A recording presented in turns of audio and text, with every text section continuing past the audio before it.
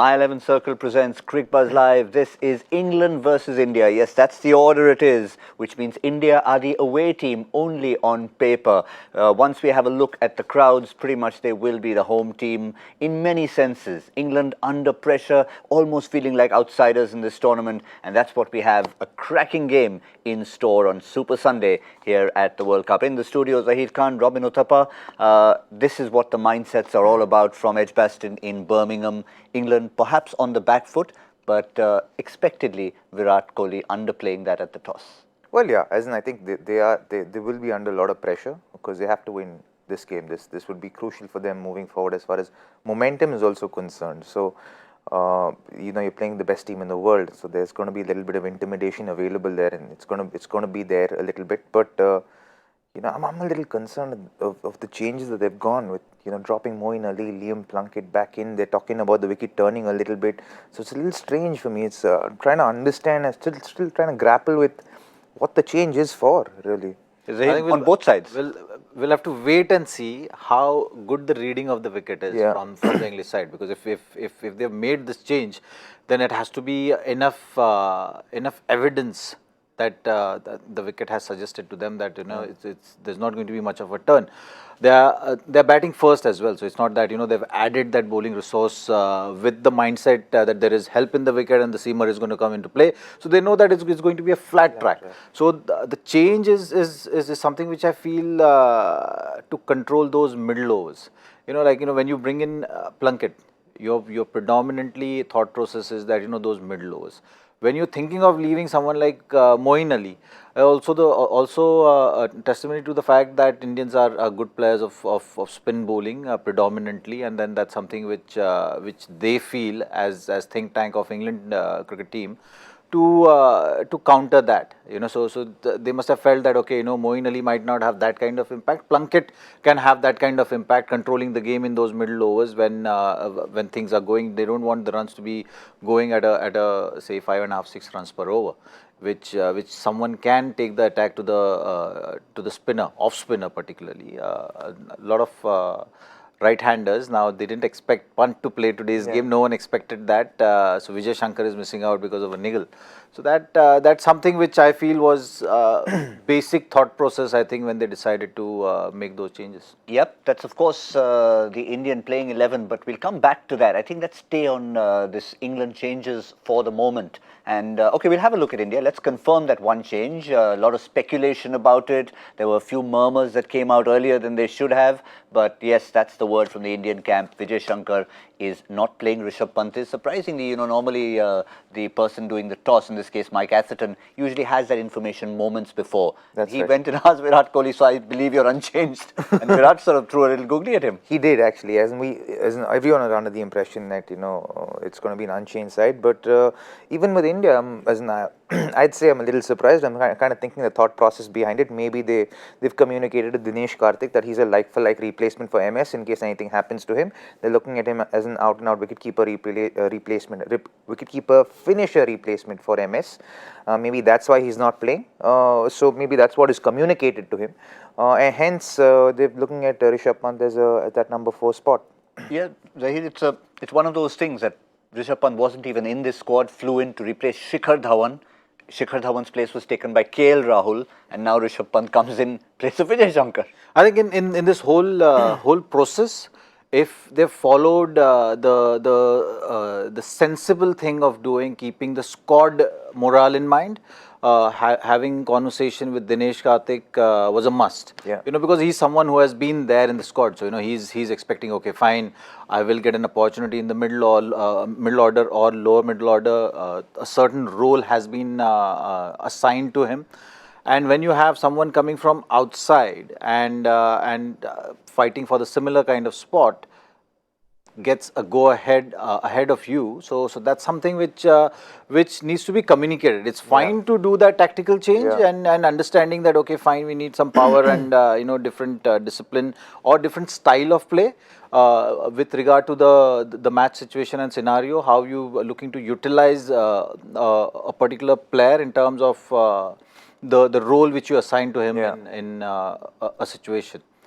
if it's communicated with Dinesh and followed it in that manner, then it's fine. But if it's not, then that may affect how Dinesh Karthik is thinking. How thinking about the game, how he's preparing for if ever he gets an opportunity in this World Cup. So the way things are going, he might not. Because the squad is looking settled. They've dealt with the different kind of scenarios, situations, adapted to the conditions. So when someone is doing well in the playing 11, you as a cricketer, you accept that fact, being a squad member. But here's something which he'll have to deal with, and the support staff and the people, the core group, needs to communicate to him. Yeah, absolutely. I think I think Zakba hit it on the head.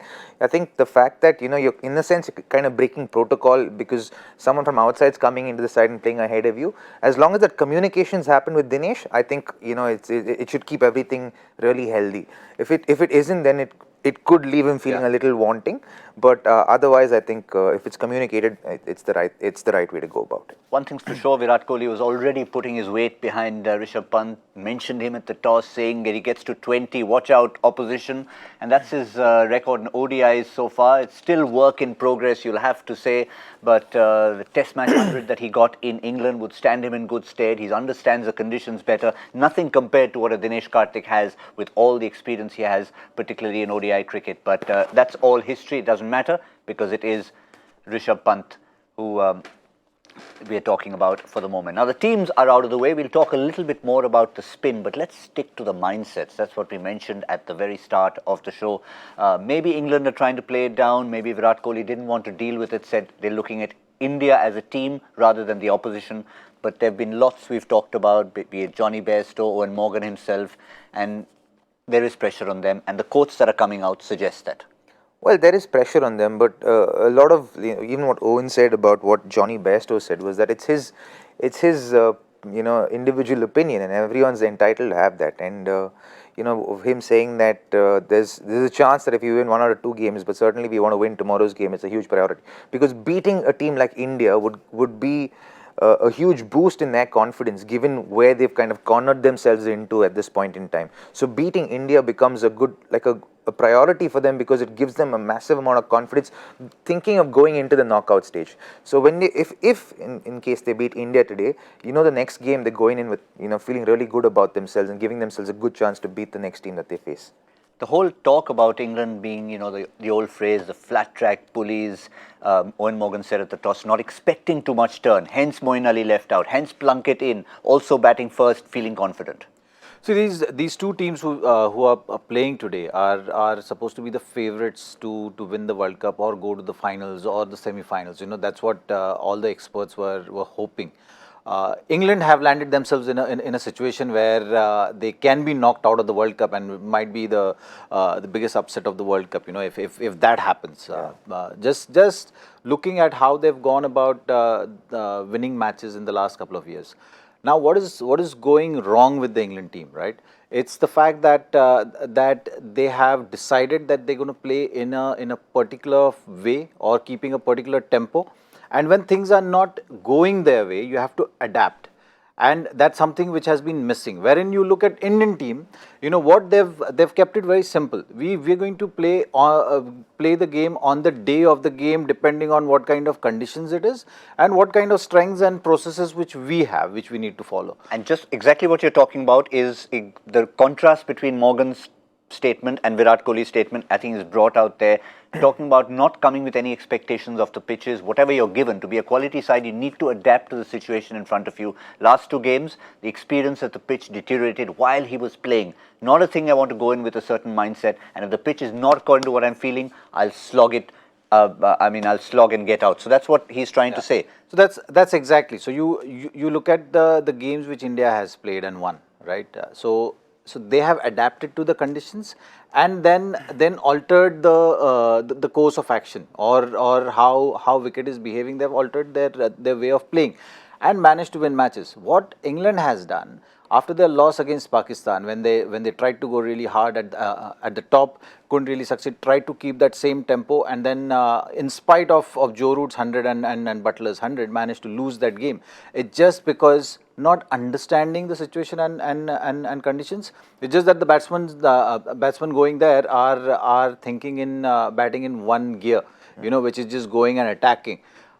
You have to be adaptable. You have to play the game as well, and you have to understand what is the winning score on that particular day, on that particular track, and then go about it. What are the options as a bowling unit to bowl on a particular track? There are certain matches which we've seen where the length has to be really full, and teams have lost advantage because of that. So you have to play the condition, you have to play the surface as well. So that one variable, I think, was missing in England's campaign so far. I hope that they've done that, and halfway through the tournament they looked confused. They tried to adapt to that. From having that really blasting start to they went little conservative at the top, and then tried to replicate what Indian team also has been doing, or Australian team, or for that matter New Zealand was for that matter a few other teams were looking to do that. Setting that platform and then going after the bowling. So that has just a bit confused them, which they have to, if they win the match, I think that will give them enough confidence that learning would have happened. So far, that learning is not complete because they've never really paid attention, and there was no need of paying any attention to that, because they were winning matches through and through leading up to the World Cup. And just those two games, Sri Lanka and Australia. But to finish up on this point, Robin, one phrase that Virat said stood out for me today. He said, "We found ways to win." Yeah, it's not about saying we entertain the crowd, we attractive cricket. Between what Virat is saying and what Owen is saying.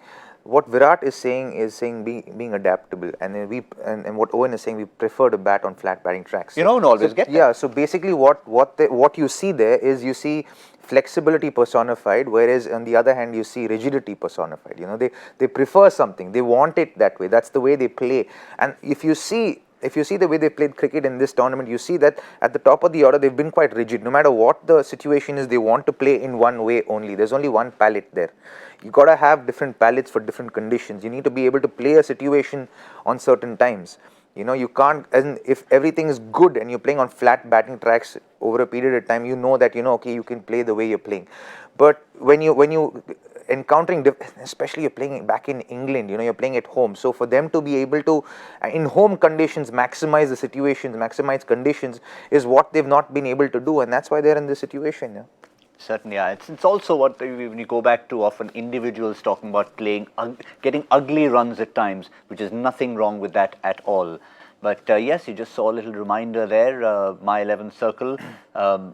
In case you haven't got your team in there, we've sent you plenty of reminders earlier this morning or late last night after yesterday's game. That was the reminder. Sourav Ganguly actually appeared in a little video, told you that he's very much there. He's going to be picking his team, and you know the process by now. Pick your own team, and you could be winning him. If you beat him, you could be beat the expert champion.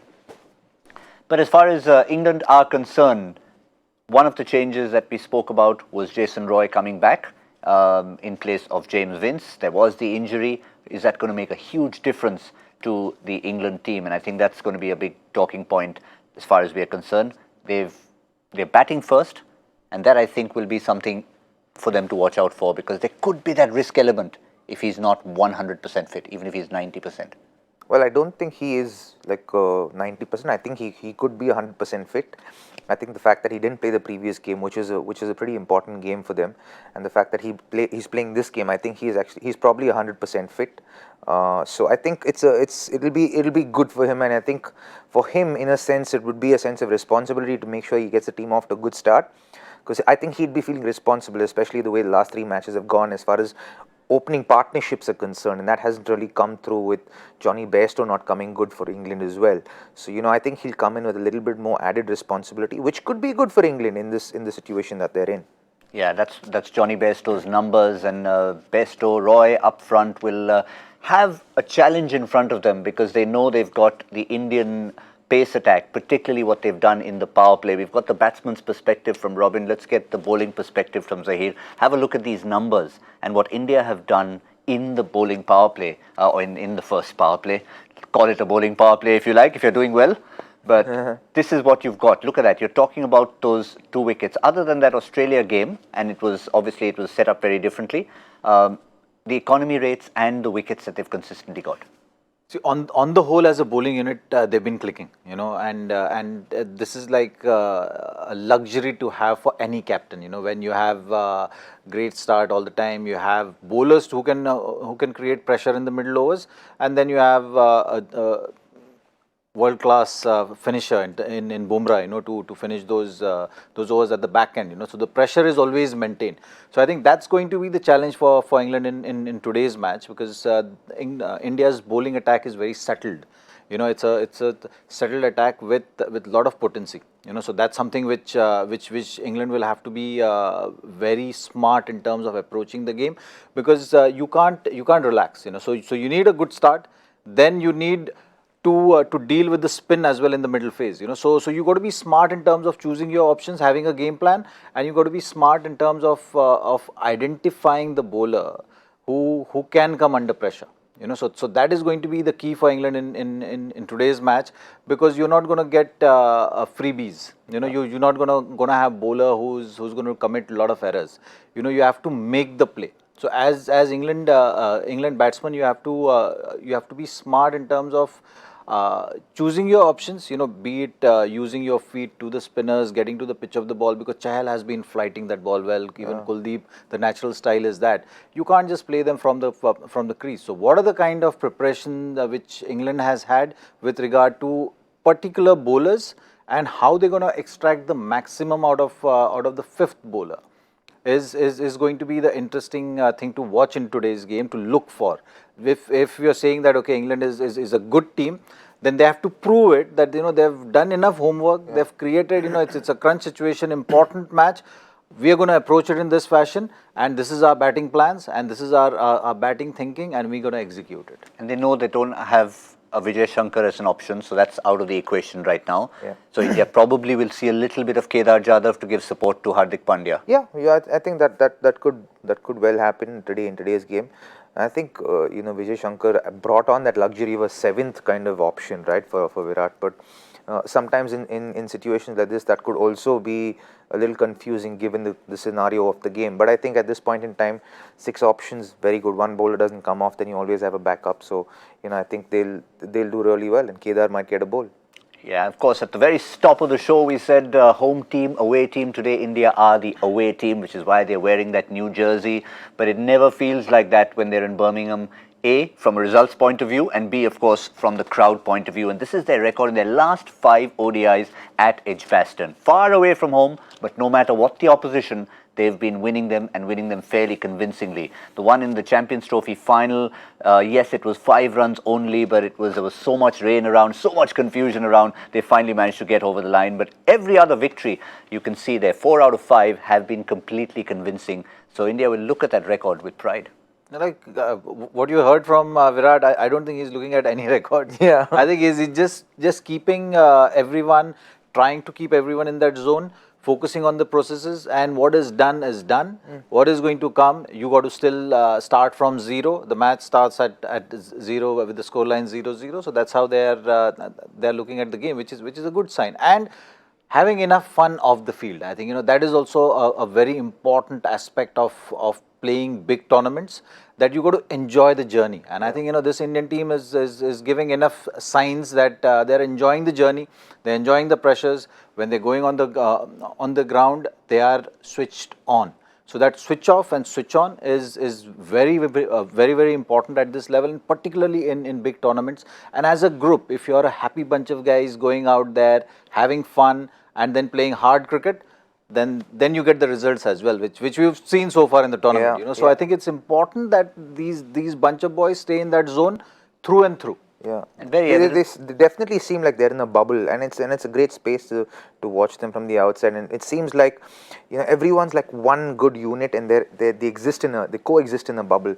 And I think that's why we're seeing the performances that we're seeing, and I think that's what we will see all the way through with this Indian team. And you can see it every time you see one of their videos from the team bus. You don't see enough of team buses in other countries because it's bus only to the ground and then on to planes. But here, obviously, it's bus everywhere from city to city, and there's a lot of bonding happening on the bus.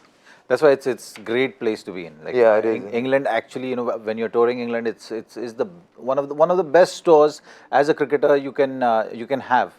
You don't have to worry about flight timings and all that. There is a set routine which you follow. The bus leaves at a certain time. It doesn't matter where you're going in England, and that really simplifies things, for you. So you don't have to worry about you have to leave bags out at odd hours, or go to the flight at odd hours. It's just a very simple process. Your bags being taken care. The logistics are simplified because of that, and you just traveling. You stop on the motorway for a nice cup of coffee and snacks. So that's something which is fun, and the weather is so nice in summer in England. Yeah. So all in all, it's a great experience to tour England, and as a group you can have more fun because of that. Yeah. Just make sure you've got an umbrella in the kit bag, because summer is also accompanied by a bit of rain. We've seen that early in the tournament. It's kind of gone right now. I think business end, they've ordered the sun to come in, and it's been there as well. We said there's a possible E for England, and by E I mean elimination, not E for England, if they start losing games from this point. 2 games to go. But for India, that Q is not there against their name yet, simply because they've been 1 game or 2 games behind all the other teams on the top. In fact, 2 games behind the top 3 and the top 4. So now if India win today, they get the Q next to their name, and they're very much in contention for number 1 finish, which is very, very important. Only unbeaten team left in the tournament so far. Yep, and rightfully so. The way they've been playing, the quality of cricket they've been playing, the way they've operated as a team, that they're right up there. Now they just need to keep momentum going, and I think like everyone within that unit has been talking. When a match is over, we understand that the match is over, and we have to come back and start from zero again. I remember Jasprit Bumrah saying that. He's like, every game is a new game where I have to come back, and what I did in the previous game doesn't help me here. I need to come and do that same thing all over again. So for me, it's a fresh start, and I need to do my job. It's my job. Yes, a fresh start in a new jersey, but we've got plenty of fresh starts here as far as our question time is concerned. Joy Bhattacharya has got this fabulous bank of questions, and today in our Joy Factor question, this is what he has for us. There are many players who have won a Man of the Match award on debut in ODI cricket. Who is the only person to share a Man of the Match award on his one-day international debut? Cricbuzz, hashtag Cricbuzz Live is how you get your answers back. Get it back quickly. And we also need to get our prediction in for the My 11 Circle Expert Couch, with the one thing that Owen Morgan's done right so far. From his point of view, he's won the toss. They've decided to bat first. Onus is on them to put the runs. How many runs? I have a feeling that it's going to be a high-scoring game, and there will be some good batting from both the sides. And considering India's bowling, I think it's going to be a 305 kind of a wicket, because India is going to bowl well. They're going to continue with their momentum, so that will have impact on the game. But the surface is a nice surface where you can have 325, 330 as well. So I'm going to go with 305. 305. I like it. I'll go with 275. Ooh, good. Kind of where I was hoping to go. Ah, you've put me in a quandary there. Yes. I was looking at exactly. Not going to let him hustle. He hustles all the time. Do I bleed blue and go even lower, or do I go somewhere in between? Nah, I'll go a little bit lower. I'll go just a little bit lower. I'll go for my magical figure I used the other day and repeat it. 259 once again. It's because of blue and orange you're wearing. Oh, 259. Yeah, you've also got a little bit closer to the Indian blue today. I try to go as close to the colors today. I quite like the colors. I love them. They look just amazing. I think they look beautiful. It's a lovely, lovely shade of blue, but we just hope no one gets superstitious about it, because if things don't go your way, you don't want to be blaming the jersey for it. It's about the cricket you play on the day. India are focused. We're all focused here. We'll see you in the 15th over. For Cricbuzz Combox, this has been yet another special edition of My 11 Circle presents Cricbuzz Live.